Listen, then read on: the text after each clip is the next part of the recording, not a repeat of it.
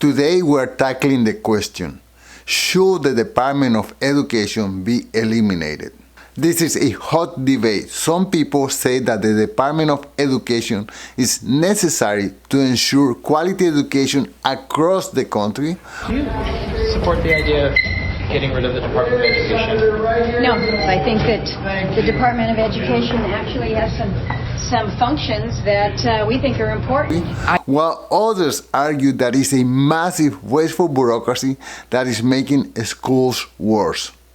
They're not doing a good job, and if you take a look at our education process, and if you look at the charts, because they have numerous charts where they do the top 40, we're at number 37, 38, 39, and 40, and recently they hit, during Biden's last few days, they hit last, so they were number 40, and yet we're number 1 in cost per pupil. So it's pretty bad. But we have a dream, and you know what the dream is? We're going to move the Department of Education. We're going to move education into the states, so that the states, instead of bureaucrats working in Washington, so that the states can run education. So what is the Department of Education? Well, the Department of Education was created in 1979, so that's about 46 years ago, under President Jimmy Carter. And the idea was to improve education and enforce civil rights laws. But today, critics say it is doing more harm than good. So the Department of Education has a budget of $80 billion per year. That's a lot of money. But guess what? The students, United States students, are lagging behind compared to the students of other industrialized countries.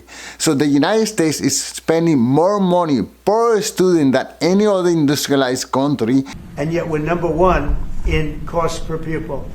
And is lagging on mathematics, in science, and in reading. So there is definitely something wrong with the system. Alicia Ortiz is 19 years old, and she can't read or write. Do you know what this word is? No. She graduated from Hartford Public High School and was accepted to UConn, but she says the system failed her. So what is President Donald Trump proposing? Well, Donald Trump is proposing taking those $80 billion per year and giving it directly to the states so that the states and communities can determine how to best invest and utilize that money, as opposed to people in Washington in their ivory tower trying to decide what is in their agenda, how are they going to spend that money. So this is what President Donald Trump is saying. He's saying that too much money is wasted on bureaucracy instead of helping teachers and students. Number 2, he's saying that federal rules is making it harder for schools to actually teach students. They are spending so much time trying to comply with the whims and desires of federal regulators other than the actual needs of the students. And of course, he's saying that the states could do a better job if they control their own education system, as opposed to being dictated by some bureaucrat in Washington. Well, clearly we're not taking away education. The president never said that. He's taken the bureaucracy out of education so that more money flows to the states. Better education is closest to the kids, with parents, with local superintendents, with local school boards. I think we'll see our scores go up with our students when we can educate them with parental input as well. So here is how bureaucracy and inefficiency is working. The Department of Education has over 4,000 employees. The average salary at the Department of Education is over $144,000.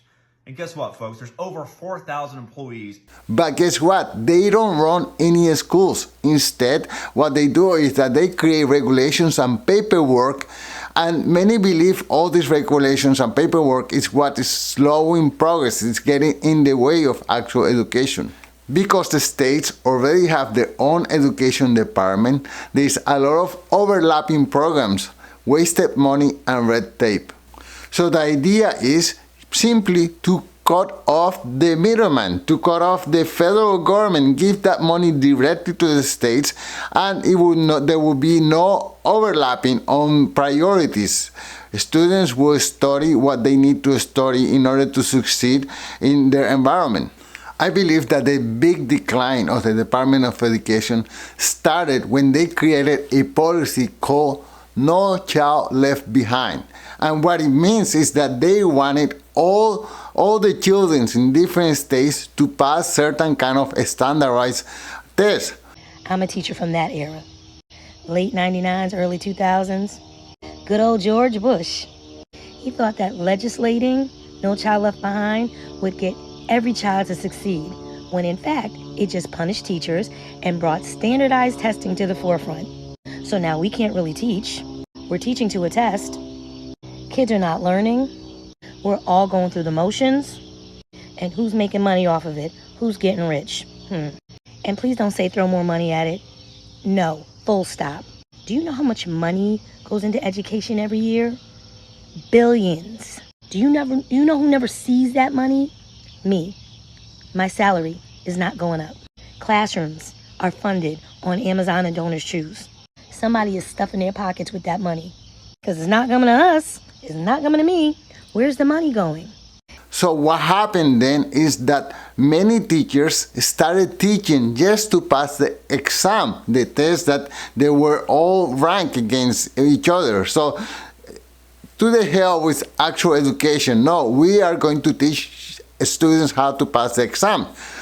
Because many students were not able to pass the exam, the solution was simple. They just reduced the standard of the exam. So instead of striving for students to get even better, they just reduced the qualification. Now they made the exams even simpler in a way that any student who didn't do their homework or didn't study, they could pass the exam, and then that will show how they were improving by having more people just passing this exam. She graduated from Hartford Public High School and was accepted to UConn, but she says the system failed her. But guess what? Students who were ready to learn more, well, they didn't have to bother learning more because they could easily pass the exam. And finally, these standardized tests, they reduce critical thinking, okay? So students didn't have to think about how to come up with the best answer. They just had to memorize how to pass this exam. So overall, what this did is that it reduced the quality of education. Yes, more students were passing these exams, but the actual education that they were getting was getting worse and worse. Another big problem is that schools nowadays are being bombarded with DEI ideology. I mean, this is a place to learn mathematics, to learn science, to learn how to read this and that. It's not a place to learn about LGBTQ topics. I mean, some schools are teaching this topic to kindergartens, to people. But it is this flag that has some residents choosing sides. They say gay pride flags are on display at several schools and they are pushing for a policy. Let the parents teach that stuff to the kids. The school should focus on mathematics, on science, on reading. And there are schools everywhere across the country populated with pride flags and political messages. Once again, focus on science, on doing your algebra and reading whatever novel you are supposed to learn how to read in order to develop your critical thinking. Another thing is the whole thing of transgender kids in sports. This is a hot issue. If I have a 12-year-old girl playing in a soccer game, I don't want her to be playing against a boy. I want her to be playing against other girls. But then the schools, with the idea of inclusivity, well, they are saying, no, it's okay for you little 12-year-old girl to play against this 12-year-old boy and get beat up. And so parents are they're concerned. This is not what they want. And then if they give that money to the states, and then the states could better figure out how to work out those dynamics. For example, if I am a parent in San Francisco, and let's say I'm gay and I have my husband gay, I guess it's okay for me, for my daughter to go into one of these sports and play with other boys. I don't know, but I guess with that ideology it will be okay. But now imagine that I am an evangelical in southern Texas and my wife and we object to having pride flags all over the school. Well, we will go to a school in our districts that reflects our value, and this is why I think it's a good idea to let states decide how they want to do the education, as opposed to someone in Washington D.C. dictating how every school in the country should approach education.